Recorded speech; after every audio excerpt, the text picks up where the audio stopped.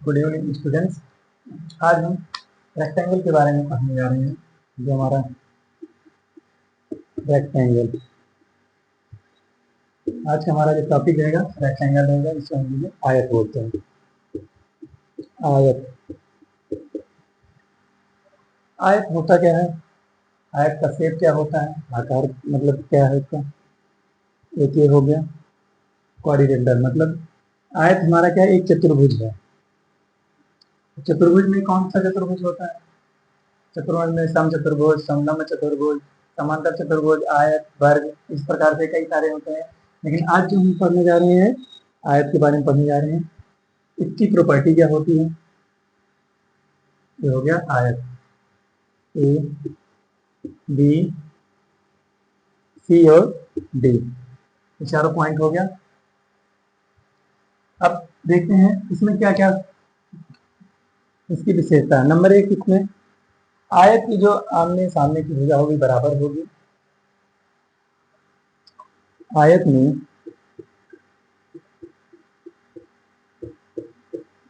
आमने सामने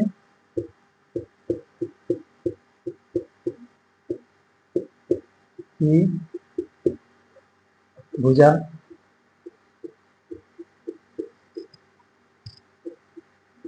बराबर व समांतर होती है।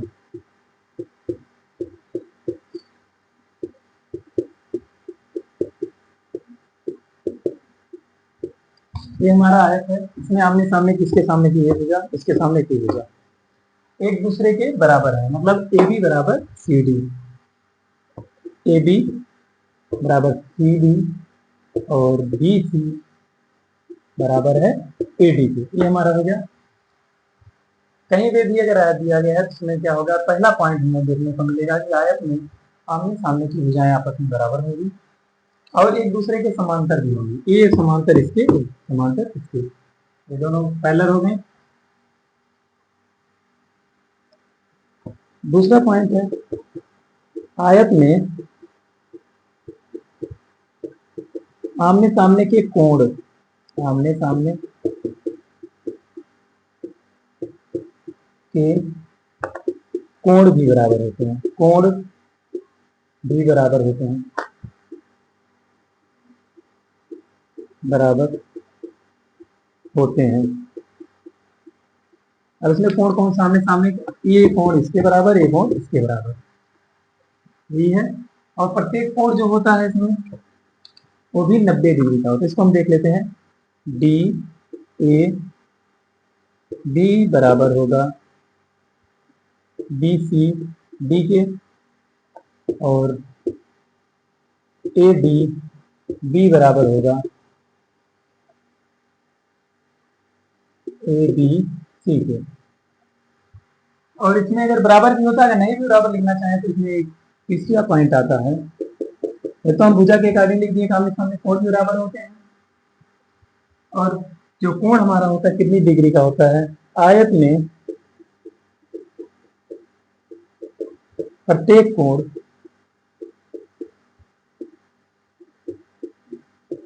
90 डिग्री का होता है। आयत का जो प्रत्येक कोण होता है 90 डिग्री से 90 डिग्री होता है। मतलब ये हमारा 90 डिग्री हो गया, ये भी 90 डिग्री हो गया, ये भी 90 डिग्री हो गया, ये भी 90 डिग्री। मतलब आयत अगर कहीं दिया गया है, आमने सामने की भुजा बराबर और समांतर हो गई, आमने सामने के कोण भी बराबर हो गए, और प्रत्येक कोण 90 डिग्री का हो गया। जब 90 डिग्री का प्रत्येक कोण है तो इसका मतलब सभी कोण एक दूसरे के बराबर है, चार के चारों कोण। और अंतः कोणों का योग कितना होता है? अगला पॉइंट देखते हैं, तीसरा चौथा पॉइंट, अंतः कोणों का योग, अंतः कोणों का योग, अंतः कोणों का योग कितना होता है? 90 90 90 90, सबको जोड़ लेंगे कितने डिग्री हो जाएगा? 360 डिग्री का होता है, डिग्री का होता है। अगर चारों कोण जोड़ेंगे कितना होगा? 360 डिग्री। इसका मतलब आयत के सभी अंतः कोणों का योग 360 डिग्री होता है। ये हो गया इतना। और इसके बारे में क्या, एक लाइन ये हो गया, आयत में आमने सामने की भुजा बराबर हो गई और समांतर हो गई। ए बी बराबर सी डी, बी सी बराबर ए डी। आयत में आमने सामने के कोण बराबर हो गए। आयत के प्रत्येक कोण 90 डिग्री का हो गया और अंतः कोणों का योग 360 डिग्री होता है। अब इसका परिमाप और देखते हैं, परिमाप और क्षेत्रफल कैसे निकाला जाता है। परिमाप क्या होता है, किसी का अगर परिमाप निकालते हैं तो क्या करते हैं, सभी भुजाओं का योग, भुजाओं का योग होता है। परिमाप सीधा सा है, सिंपल तरीके में, भुजाओं का योग। अब भुजा इसमें दो होगी, एक लंबाई होगी, एक चौड़ाई होगी, लेंथ और ब्रीथ। अब लंबाई प्लस चौड़ाई, फिर लंबाई प्लस चौड़ाई, यही तो होता है। चार भुजा है, चारों को हम नाम दे दें, एक लंबाई होगी, एक चौड़ाई होगी, फिर लंबाई फिर चौड़ाई। इसका मतलब दो बार आया लंबाई, दो बार चौड़ाई, ये हो जाएगा हमारा 2। लंबाई को एल से डिनोट कर दें, चौड़ाई को बी से, ये हमारा परिमाप हो गया।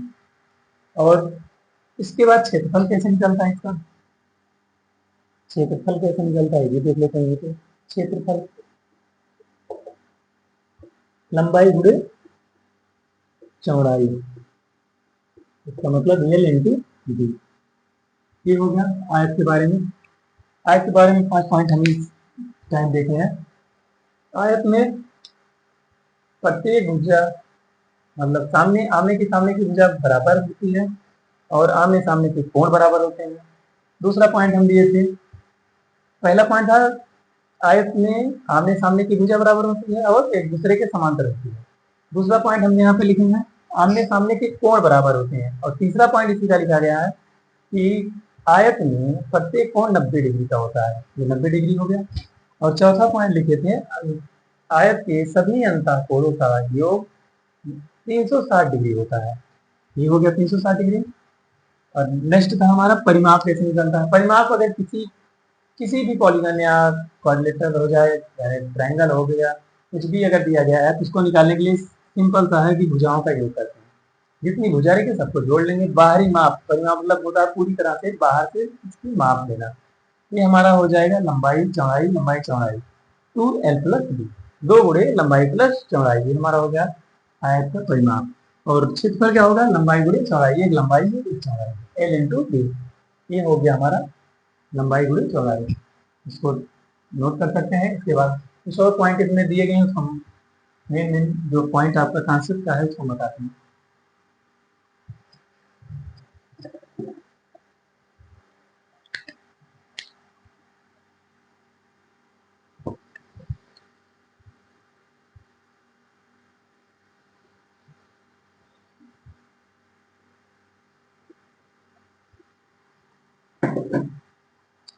अब इसके डिकैड के बारे में देखते हैं। डिकैड, डिकैड की क्या शर्त होती है आयत के लिए। आयत के लिए डिकैड में क्या शर्त होगी, कि डिकैड में की कुछ प्रॉपर्टी होती है या नहीं होती, इसको देखते हैं। आयत के जो डिकैड होंगे एक दूसरे को समविभाजित करेंगे। इसमें 2 डिकैड होते हैं।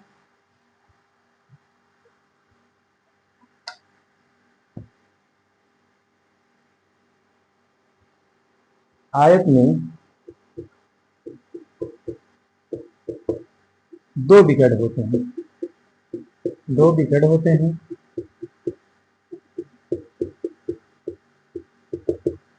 ये पहला पॉइंट डिकैड के ऊपर है, इस पे भी पॉइंट कितना आ रहा है उसको धीरे धीरे नोट करते जाएंगे। दूसरा पॉइंट हमारा है, आयत के डिकैड एक दूसरे को समविभाजित करते हैं।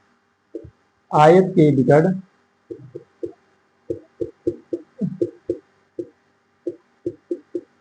एक दूसरे को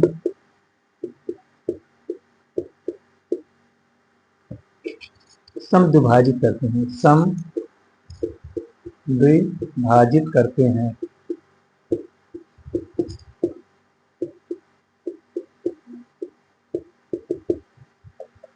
आयत में 2 डिकैड होंगे, दोनों एक दूसरे को समविभाजित करते हैं। यहाँ देखिए आयत के डिकैड कौन हो गए, एक डिकैड AC हो गया, एक डिकैड AD हो गया, एक दूसरे को बराबर बराबर भागों में काट रहा है। डिकैड क्या है, यहाँ डिकैड हम लिख दे रहे हैं, एक विकर्ण है ए सी, एक विकर्ण है बी डी, दो विकर्ण हैं, एक दूसरे को समविभाजित कर रहे हैं, ए डी और ए सी और बी डी। ये हो गया, ये तो हो गया विकर्ण के ऊपर। और विकर्ण निकाला कैसे जाता है, विकर्ण निकालने का भी फार्मूला यहाँ पे आपको मिलेगा।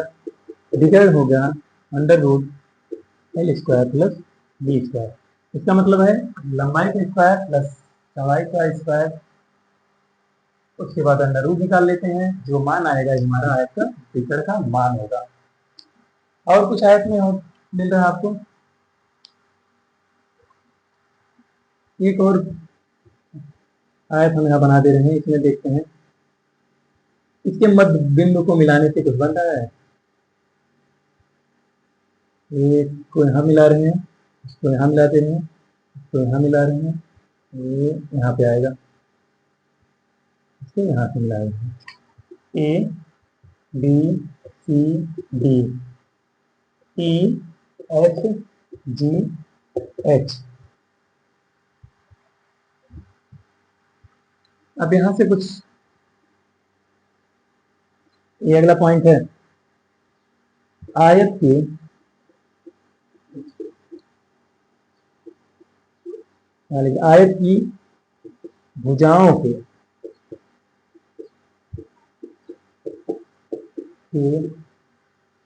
मध्य बिंदुओं से मिलकर, मध्य बिंदुओं से मिलकर बनी आकृति।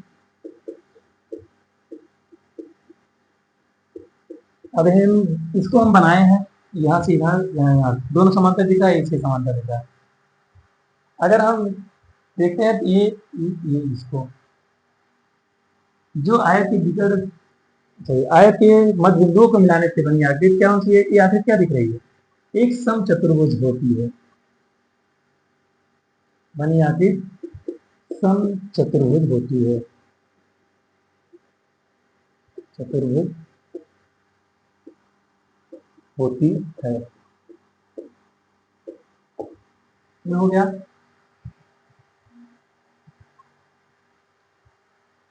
अब देखते हैं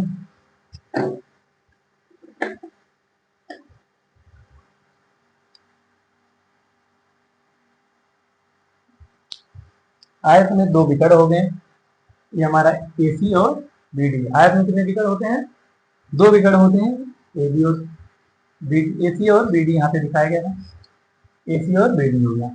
आयत की विकर्ण एक दूसरे को समविभाजित कर रहे हैं, एक आयत के विकर्ण है एक दूसरे को यहाँ से काट रहे हैं, समविभाजित कर रहे हैं। और क्या दिया है, विकर्ण निकालने का फार्मूला ये है आपका। विकर्ण कैसे निकलता है ये याद रखने वाली बात है। अगर हम इसके मध्य बिंदुओं को मिला दे रहे हैं तो कौन सी आकृति बन रही है, समचतुर्भुज बन रही है। जो EFGH आयत के मध्य बिंदु को मिलाने से एक आकृति हमको मिल रही है बनकर, जो कि एक समचतुर्भुज का रूप धारण करती है। ये हो गया आयत का पॉइंट। अब इस पे देखते हैं कैसे इसमें सवाल पूछा जाता है, कैसे कैसे क्वेश्चन दिए जाते हैं। तब तक इसको नोट कर लीजिए।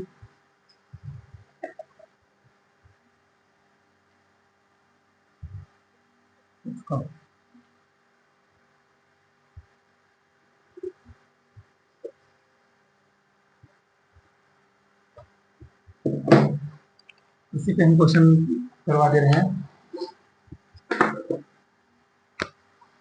इसे क्वेश्चन दिया जाएगा, एक आयत की लंबाई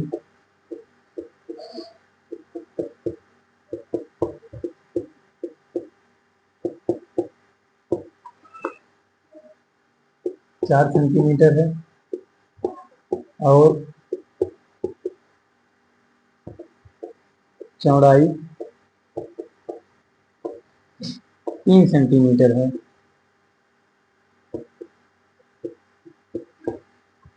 तो 3 सेंटीमीटर हो तो आयत का परिमाप तथा क्षेत्रफल ज्ञात कीजिए। क्षेत्रफल ज्ञात कीजिए।